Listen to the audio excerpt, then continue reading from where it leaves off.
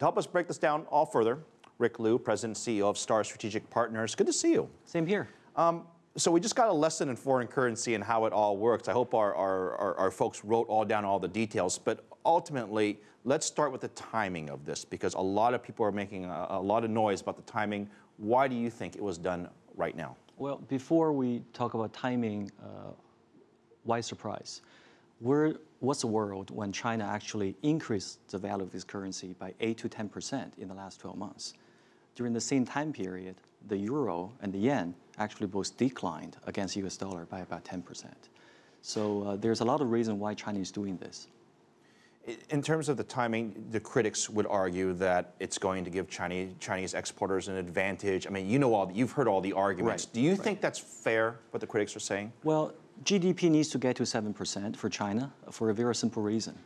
It's a country with almost 1.4 billion people. Every year, in order for them to generate about 30 million jobs to maintain social stability, you have to get to 7%. And export is a very major reason how they get to 7%.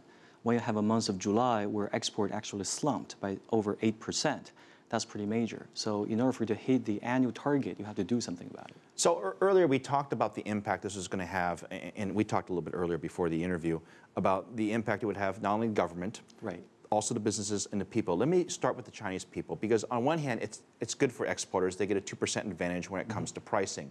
But on the other hand, if you're in China and you're buying goods from elsewhere, because if you're a manufacturer, you've got to go buy raw materials, you got to buy goods to assemble the stuff in China, or if it's even sold in China, that's ultimately going to cost more money. How does the government balance those two? It's a tough ask.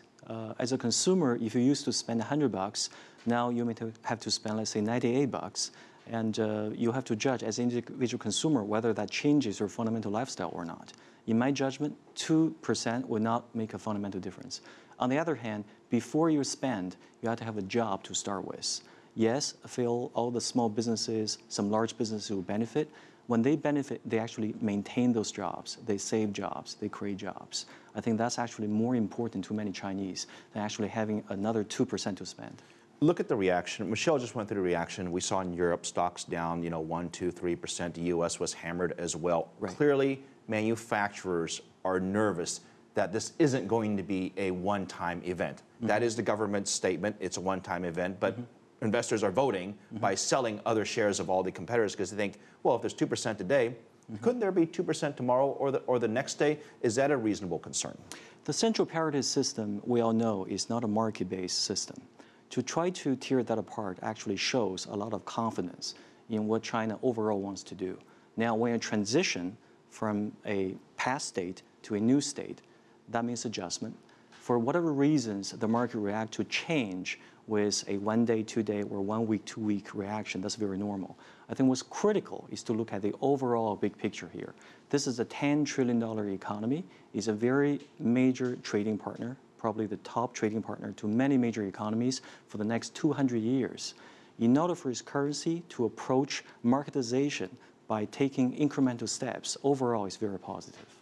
The SDR, the IMF, for those of you who don't know what the SDR is, it's the special drawing rights for the IMF. They've got a group of currencies. I won't get into all the details, but it's sort of like the basket, and China basically wants to be in the basket. How does this devaluation match up with being in the basket? It depends how you look at it. Obviously, last week, the IMF essentially delayed the final decision from a technical point of view. So one could argue there's no urgency, so to speak, on the Chinese side to abide by too many constraints. Potentially, the getting into SDR, drawing rights, will actually have to impose on the Chinese economy. Try to change the value of the currency is a very major lever from a macroeconomic point of view. If you do have the urge to create 30 million jobs and maintain social stability by the end of this year, and frankly, also do some smart things to control flight of capital from China to the outside, you have to do something about it. So from that point of view, timing really isn't a surprise to me. And by the way, I think IMF has to judge ultimately over a period of time, not by a day, not by a week, if this is an indication towards market reform or actually is a pedal back. Rick, you've been following China for quite a long time. Yes, I do. You know what happens here. You know what happens there. I mean, I'm sure there's plenty of good stories.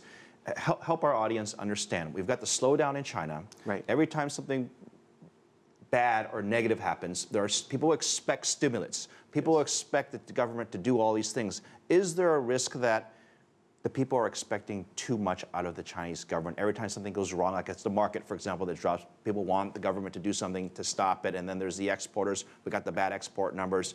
Is there a negative precedence that could be set from this? I actually do have a point. China is a 5,000-year-old civilization, but it only started opening up about 37 years ago. So think about it as a 5,000-year-old man going on 37. So there's a lot of very interesting coexisting dynamics when it comes to making life better for 1.4 billion people. It's a daunting task. When you do all of this, it's very key to do things gradually. And there's no precedence in world's economic history how you actually do all of this. So it's understandable that things in China are a little unpredictable sometimes, simply because gradualism turns out to be the best approach. Now, when all of this happens, it's very key for the Chinese government to think about the invisible hands to manage the economy and the visible hands to influence the economy. I think when we strike a good balance between those two, you probably are inventing a great system for many other countries to follow for many years to come. And in the meantime, all of us are watching the visible part of it. Rick, it's good to see you. Thank you. Thank you, Phil, for having me. Okay.